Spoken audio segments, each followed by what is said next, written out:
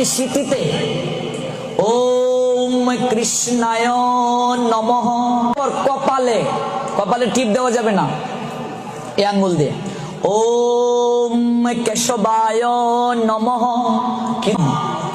তারপর দেবে কণ্ঠে ওম গোবিন্দায় নমঃ।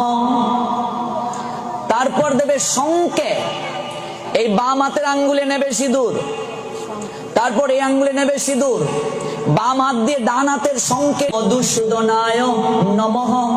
তারপর এইটা দিয়া ওম মধুসূদনায় নমঃ শঙ্কে। তারপর শাড়ির আঁচলে এই যে আঙ্গুলের মধ্যে সিঁদুর অবশিষ্ট রইল, এটা শাড়ির আঁচলে মুছবে ওম মাধবায় নমঃ।